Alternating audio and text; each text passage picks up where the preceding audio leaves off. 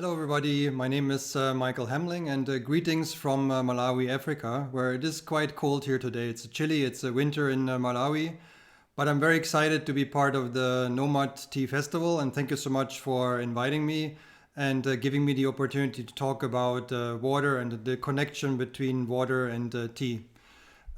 Maybe to start off with, to give you a bit background on myself, I am a certified tea and water sommelier. I've graduated in 2016 with the World Tea Academy by my wonderful teacher, Donna Fellman, which I'm sure a lot of you know.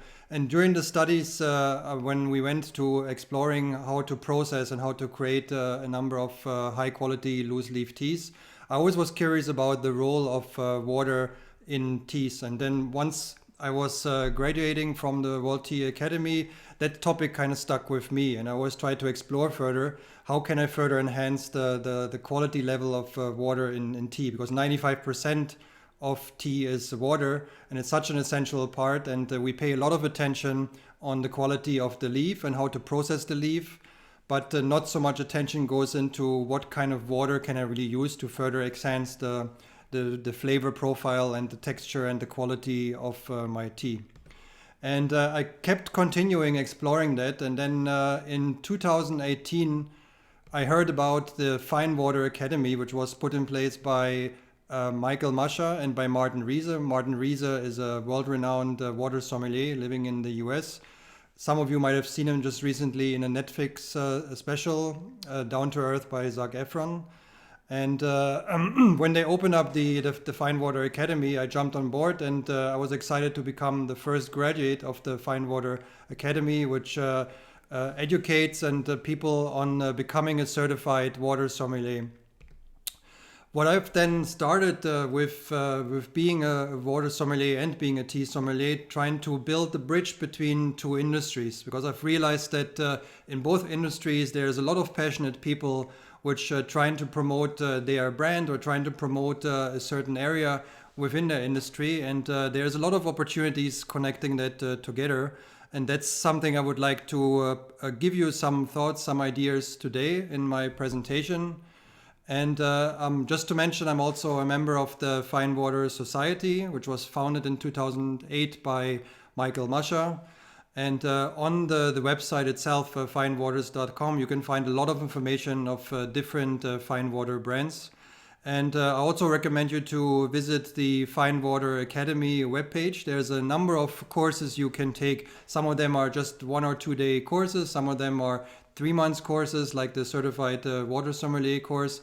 But it's well worth working together with Michael and with Martin in exploring that topic.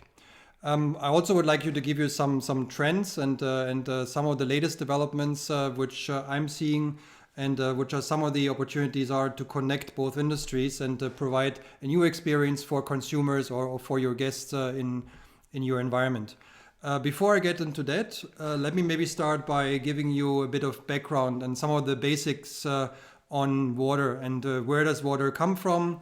What are the different types of waters, what to look out for, and what kind of water can you then use in tea. What for me has been really fascinating is that water has a terroir. It comes from a source, and it's the same as tea or as wine would have, where there's a certain geographical region, and the characteristics of this region are shaping the product. And the same is for water. You have a different types of water, and I'm sure a lot of you have seen the water cycle from the rain, when the water then participates on either on a mountain onto a ground, and the ground and the mountain are acting as a filter. And as the water is traveling from a cloud to the rain into the ground, it can take different times. So there's some waters which take 10 years. So there's some waters which take thousands of years to form until they come to the source. Also, maybe to clarify that the Fine Water Society is really focusing on waters which come from a natural source. So they look at the spring waters, like you see in the right upper hand corner there, and not so much on purified waters. There's a lot of waters out there which have added minerals to it, added electrolytes. There's even distilled waters, which in the US is a big trend. But both, I think, for the tea industry as well as for the fine water industries, these are no-go topics, because it's really not enhancing the quality of the product or the quality of the water, but it's taking away from your body, because the minerals are really missing in that. So the focus is really on the spring waters. And I can talk also a little bit about the journey a water is taking. And I think that makes up a big part of a story of a water brand, on how that journey has been going from the rain cloud down to when it becomes visible in a source, and when it's then bottled for the use of a consumer. For us in the Fine Water Society, one of the key characteristic, the key benchmarks, is the TDS level. And you find this when you look at the water bottle in the supermarket. You would find the TDS number right there. TDS stands for total dissolved solids. And it's basically the level of minerals within a water. And based on that level, you can really get a sense of the characteristics of a certain water without having even tasted it. But that number will tell you like how many minerals are there. I mean, every water has a different composition of minerals. The most common minerals in water you can find are sodium, is calcium, magnesium. There's some waters have a certain level of nitrates, and certainly some of them are desirable, and some of them are not so desirable, and that also then defines the quality of a certain water. And you can go from a TDS level of 5 or 6, which is a super low TDS level, down to a level of 10,000. There are some waters which have a very high level of TDS, and that defines then really the distinctive taste of that particular water. Some of them are even like in a separate categories, almost considered healing waters because of their high mineral level, and some of them have real health benefits attached to them based on the minerals which they provide through that water. Maybe to touch a little bit on some of the key concepts of water. And I talked a little bit about the minerality. It goes from a super low level and a good example for super low minerality are waters which are sourced from either a glacier or an iceberg. And like one of my favorite waters is Svalbard, which is water melted from an iceberg, which is in the north of the globe, and there's no journey there which the water went through when it was raining in that particular region of the earth. And only if water is raining on a ground, let's say on sand or minerals on rocks, it will pick up these minerals, and that will then shape the distinctive characteristics of that particular water.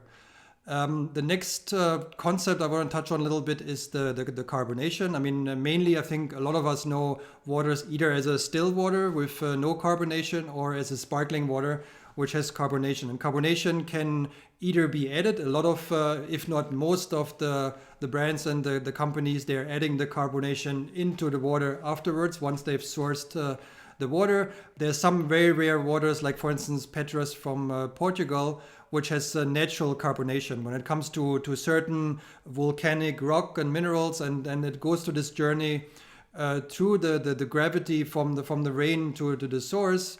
Then it also picks up the natural carbonation. And I think it's very, very fascinating to taste these waters, because they taste very differently than the artificially carbonated waters.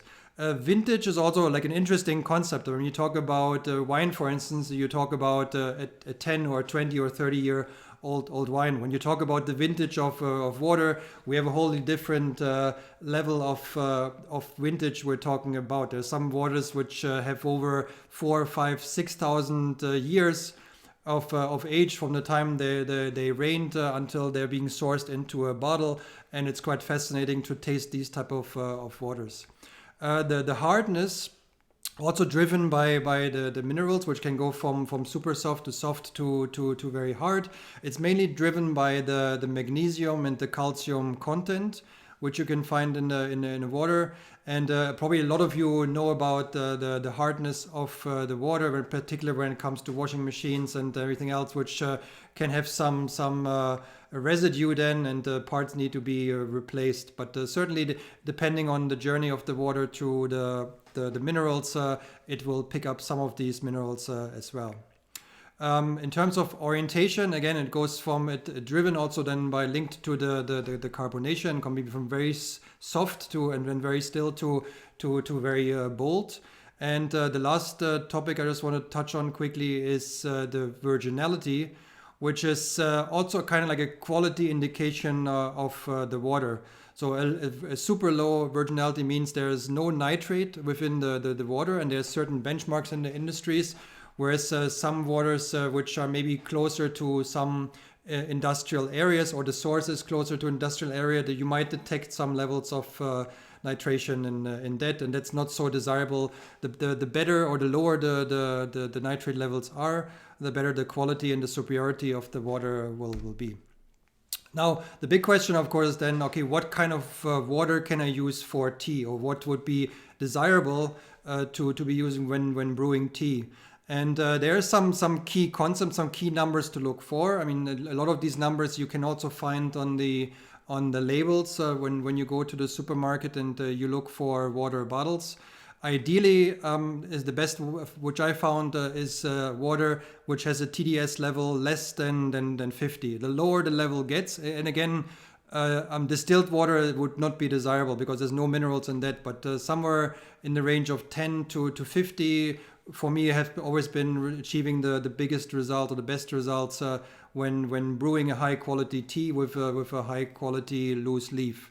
On the acidity, in terms of the pH level, which you normally also find on the label of the bottle, it should be around 7, maybe a little bit slighter than 7.2, 7.3. I always found that level the most optimal when you find the water and bring out the best flavor within your tea. Because what you don't want is selecting a water with a high TDS level, because then the minerals in the water will be competing with the minerals which are already in the tea. And there's a lot of different minerals levels. And for me, the purpose of the water is really to bring out the characteristics of the tea. Sometimes I'm a bit of a romantic when I think about the whole process of how a tea leaf is being processed and how the water is being extracted. And then once you brew a tea, you're actually bringing that water back. And I'm still a bit on the fence if the best water you can give back to a processed tea is the water in the area where the tea was growing. It's certainly something I'm still exploring right now, if that is true or if that holds up. But certainly you want to choose a water which supports the characteristics of the particular tea.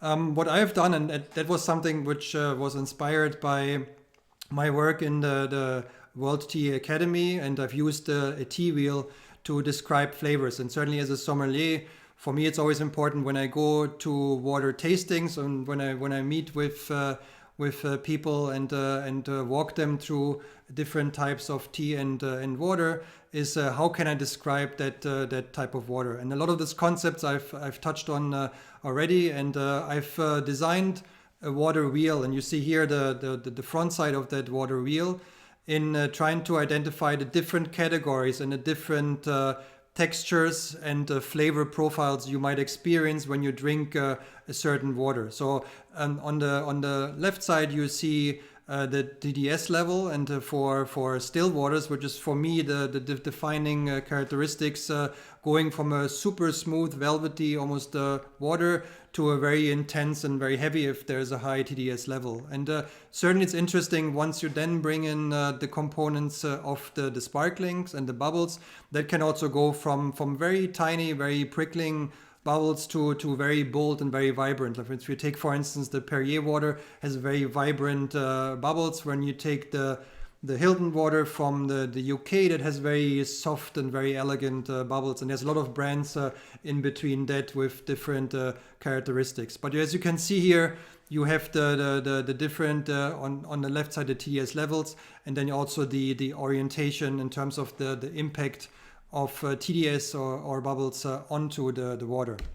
I've also tried then on the back of the water wheel, I've tried to highlight different experiencing and different feelings you might get when you taste the water. Because for me, when I do water tastings, it also helps me to give this to the group I'm doing the tasting with, and let them also experience themselves. Like how could they describe best the taste they're feeling? And certainly as a sommelier, you're trying to guide your group or your customers or your friends through a process of where they for them can explore what they feel is best for them. I always get the question, so what's the best water in the world? And my answer to that is always, well, it's the water you like the best. I don't think there is a water which could be considered it's the best water in the world, but it's you need to like it, and it's the taste you're enjoying, which will then drive what you would consider the best water for you.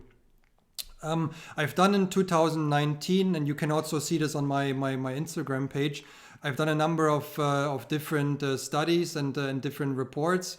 What I like the most, one of my favorite waters is Svalbardi, which is sourced from an iceberg, has a super low TDS, and it's a really great water to do tea with. And it's unfortunately not a cheap water, because the process of sourcing the water is quite labor intensive and quite expensive.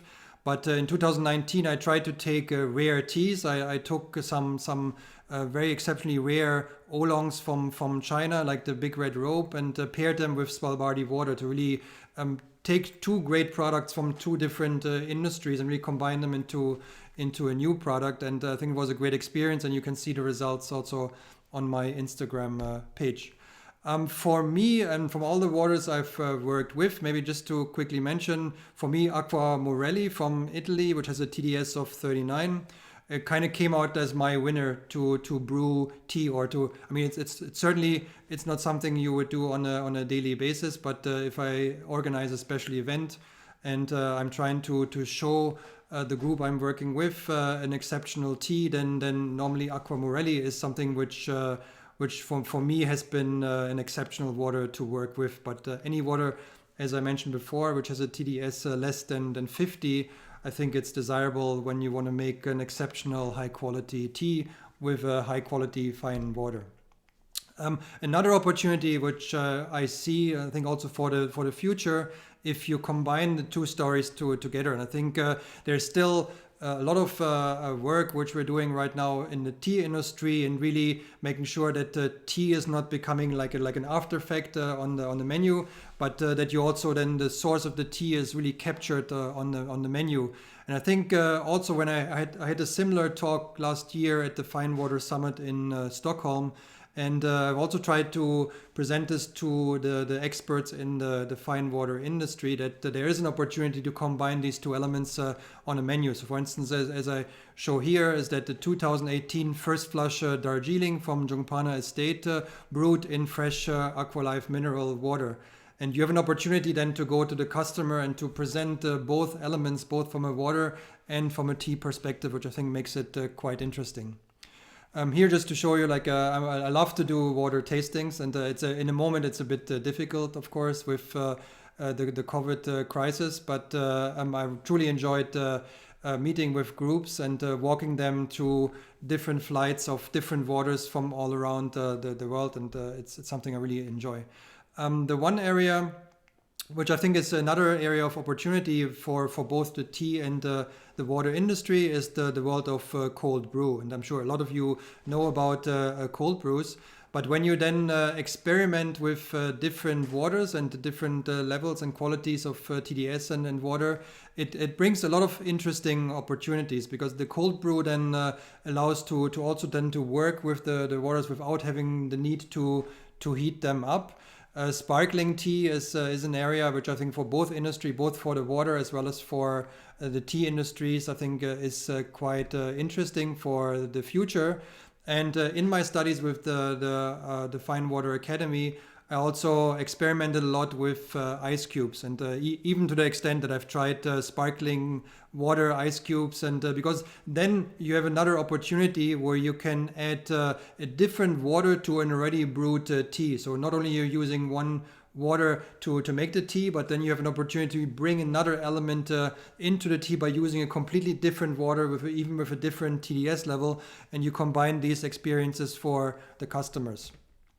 The last element in this presentation I would like to bring up is the wellness aspect, which I think both from a tea and from a water perspective brings a lot of opportunities. And I think also the fine water industry is very interested in extending and really building on the benefits which tea brings in terms of vitamins, antioxidants, all the different components which the tea offers from the different types. And I think the water can really add to that, and the story from a fine water can really add to that story. If you're interested in more information, I'm certainly after this presentation, I'm also happy to answer your questions. I just would like to refer also on the Fine Waters webpage, and I have the link here. You also find the link on the Nomad Tea Festival page under my name on the right side. You can also exit from there. But there's a whole course, probably over 1 hour long, where I go much more deeper in these subjects, and then you can really see different waters and the impact of different waters on different types of tea, or of green tea, or of oolong or black tea, for hot brew and for cold brew. So I encourage you. It's a free course. I encourage you to explore it, and you can find more information there as well. Also on the Fine Waters webpage, where I also have my separate site. And then certainly on the Fine Water Academy, you find also more information on that.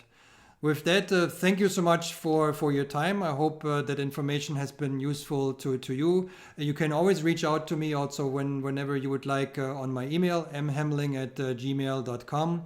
I'm happy also if you follow my tea and water blog, menwithamug.com. And I'm posting a lot of additional information on the work I'm trying to do now and over the next couple years. With that, thank you so much for having me as a part of the Nomad Tea Festival. And I wish all the presenters which are coming today much success, and hopefully it will be very useful to everybody who is participating at this festival. Thank you so much. Michael, what kind of water do you think works best with Japanese green teas? With Japanese green tea, that's a good question. I mean, I think in general, it's always good when it has a low TDS level. And I think Japanese green teas, in particular, like let's say like the Guikuro and the Shadow tea, I think they're quite delicate teas. So I think the lower you can get on the TDS level, the better I think it's going to be. And because they're quite, some of them are quite sensitive, but anything below 50 I think should work fine. It's always good to experiment, and in the end I think a lot of it has to do with taste. A lot of it has to do what you prefer better. I mean, I had like some teas which I tried with a TDS level of 200 and 300, and they also came out quite well, because it depends on how does the mineral level in the tea interacts with the water, and what ultimately the final product is. But good question, thanks. We have also other similar question with Japanese tea. Do you have any recommendation with French water with Japanese tea? French waters and Japanese tea. I mean, overall, I'm not like a big expert on French waters, but I did in my tea, in my water and my tea studies, I used to use a lot the Evian water. Like Evian normally has a relatively smooth taste, and had some good results, even though the TDS level is a bit higher. But normally when I used it, the results were quite good. But the interesting thing about Europe is that a lot of countries in Europe have a very broad range of waters, and they're very driven by the region. Like for instance, the same it is in Germany, that almost every city and every state or every district in a country has their own waters. And even like I mean, even if it sounds a bit strange, but I even like when I did the tests with the ice cubes, I used to use Badois water, which is sparkling water. But when you then add the frozen sparkling water into a tea, into an iced tea, it becomes an interesting combination. So, but again, it's good to experiment and to see what someone might like as a good water for them. Thank you. The next question, Lisa asks, where do you purchase some of these rare waters? That's also a good question. I mean, for me right now, even myself right now, I'm living right now in Malawi, And for me to get rare waters or even spring waters is extremely difficult, because just to get clean water is already starting to become a challenge. But normally, I think a lot of I used to live in Asia before I came to Malawi. I was living in Myanmar, and also in Myanmar, the water variety was quite limited. So I had to go to Bangkok, and I always would come back with 2 suitcases full of water from Bangkok just to do my studies. But some of these waters you can order online. There's a number of distributors, like for instance Aqua Maestro in the US.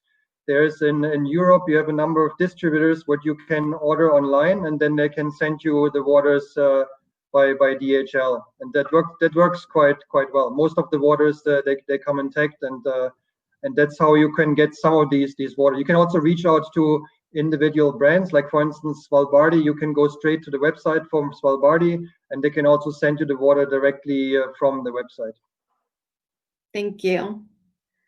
Lion asks, what effect will higher or lower pH have on water taste and texture? So between pH level, like how it's different? Yeah, well, that's a good question. I mean, the pH level normally for tea, and again for me the most important thing is that the tea does not interact with the water and vice versa. So if it's a neutral pH level, then you get in the end the best result. But if you go to an extreme level and you go to a high acidity, or you go to a high alkaline level, when I started experimenting with these levels, then the taste is changing and the composition is changing. Not to say that there's anything wrong with that. I mean, some people might like that, and they might like a certain interaction between a tea with a low pH level or a tea with a high pH level. But to be on the safe side, for most people, probably it's going to be on a pH 7 level. Donna Lee asks, the expensive water you referenced coming from an iceberg, do you know the location where it is from? Yeah, it's in Svalbard, Norway, and the owner and the founder of Svalbardi. It's actually the same location where also the seed reserve of the world is. They also have the seed vault in Svalbardi, and it's a fascinating area. You can actually, if you go to YouTube, you can find Martin Riese, the water sommelier in the US. He has a podcast series, and he did an interview with Jamal, which is the owner of Svalbardi, and he gives pictures of the ship and the area where the icebergs are being sourced. So it's quite up north. It's like almost the highest area you can get on the northern side in Norway. Have you tried Mexican mineral water to brew tea? Mexican mineral water, I would love to try, but I never tried Mexican mineral water. But I definitely would like to try that one. Yeah. It's a good tip. Yes. Thanks. Me neither. Nuria, if you know or recommend any Mexican mineral water, could you also put in the chat? We would love to know. Yeah, but I can try to make some research, and I can also speak to Michael Masha and to other water sommeliers, and just to see what recommendations might have. The great thing about the fine water community is that it's very similar to the tea community, where you have a lot of people which are very passionate, and we can get answers quite quickly amongst ourselves. So, but let me reach out to them. Oh, thank you. Patricia asked, do you brew tea with cold sparkling water? You could. I've tried that. Like even if you go to the tea course, which I did for the Fine Water Academy, you see like a segment on cold brew, and I've tried that just to be curious what happens. I mean, it depends a bit on the water you're using. I mean, there's what I've noticed is that if you use a water which has natural carbonation, then the carbonation is much more integrated into the water. So the carbonation goes away much lower than with artificial carbonation. And when you cold brew with natural carbonation water, then you get quite a good taste in the end. Whereas others, the carbonation might disappear by the time you have the tea brewed in the fridge or wherever you make the cold brew. But it's good to experiment. The cold brew depends a bit on what kind of tea you're using and how long it takes until the tea really reaches the desired flavor profiles. For instance, if you cold brew Japanese tea, that's normally very, very quick because they're much quicker than let's say if you take like a Darjeeling or if you take like a black tea. But it depends really how long do you feel until the right flavor profile comes out. That's why I normally use like a glass cylinder, and I check the color and try to see from the color when I feel the tea has the right consistency. Whereas others, you can leave some people they leave it overnight, and it's still the result is still quite good.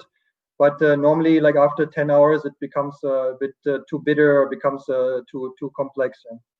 Hannah asked, what is the best temperature to taste water? And I also would like to know whether you have personal like preference to taste the like best water.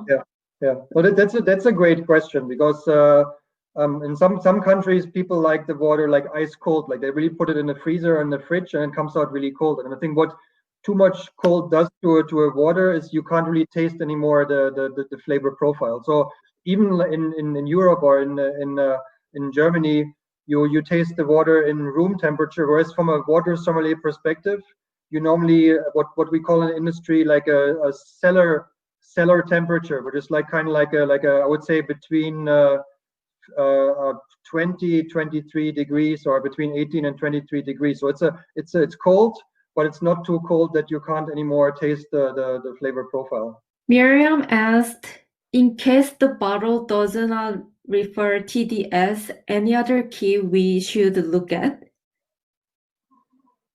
Well, for me, I mean, in the fine water industry, and it depends a bit on the country and depends a bit on the region.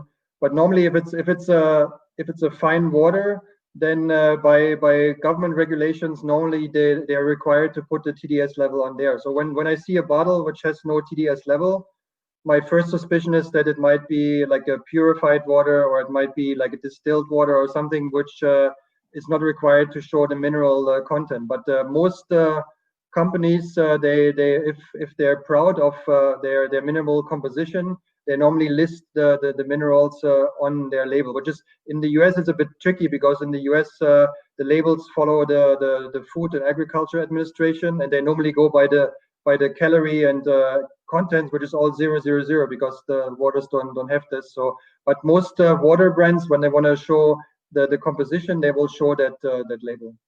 Ray asked, what is your opinion on good water packaged in plastic bottles? Does plastic affect the water quality in your experience?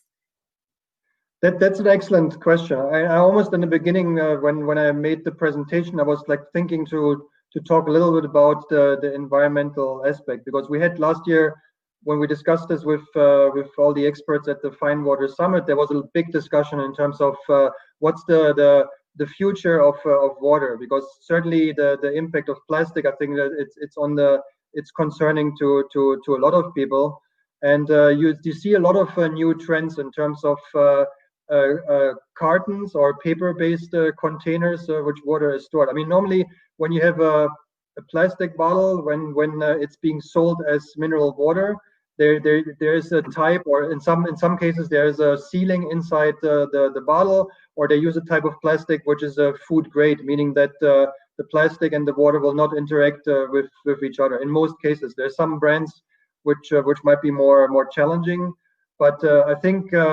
ultimately the real high quality brands, they're already thinking of what the future will look like, and I think a lot of it in my opinion will be based on glass, but based on a concept which then will, like you have it in Germany for instance right now, which is based on a recyclable system where you charge a certain amount, but then it gives you an incentive to return the bottle to the supermarket, and then you have less of a plastic environmental impact of bottles. Ganesh asked, hi Michael, can you please advise what the kind of water, not just for the TDS, but also for the sodium and silica you would recommend for teas from India, in case you have tried any tea from Indian estates?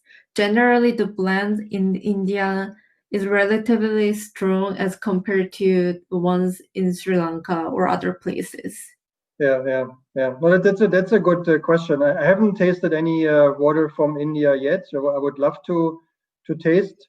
And my general experience is that when I have waters with a high silica content or with other minerals with have a certain high content, then normally there is an impact there then on the brewing process. And depending on the type of tea you use, that changes a bit the flavor profile. I mean, there's some waters which have a high silica content which taste great, and I think that they're also using that to promote a certain flavor profile or a certain texture.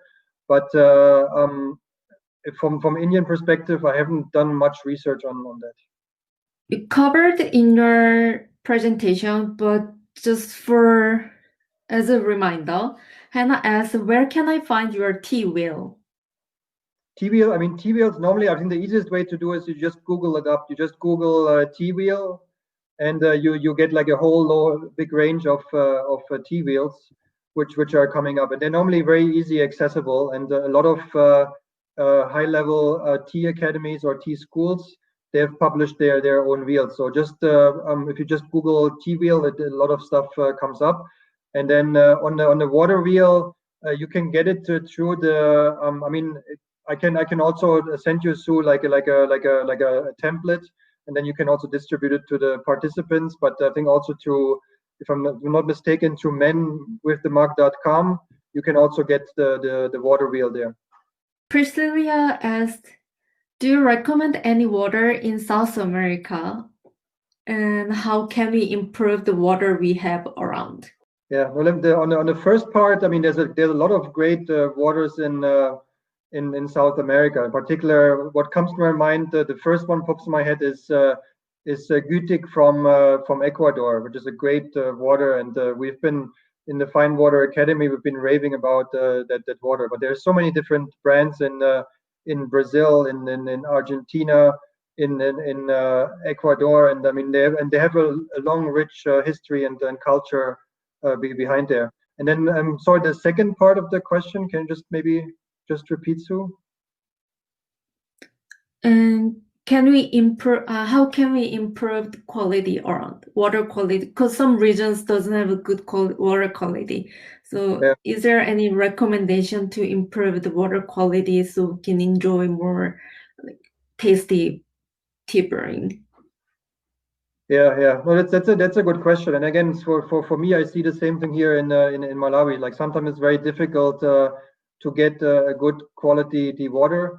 But from my perspective, and then as a member of the Fine Water Society, I mean, we're normally encouraging people to use the products which are available, which come from nature. I mean, I fully understand that for your day-to-day, it's in some countries it's very difficult to do, but in more and more countries now you have access also to a number of brands, and if it's a spring water coming from a natural source, then in my opinion, then you do the best for yourself and for your body, and it's from a quality perspective.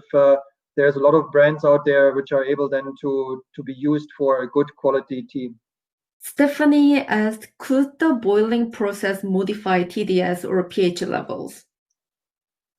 I mean, normally, like when you boil water, then naturally you're gonna have a process of where there's certain to the steam of the water, like certain minerals will dissipate. That's why when I mentioned in my presentation, then when you want to preserve a lot of the initial mineral content of a water, then the cold brew method gives you the best results. But certainly the brewing and the boiling process will change that quite a lot. And but if you have a water which already has a very low mineral content, like a very low TDS, then you won't see much of a difference in that.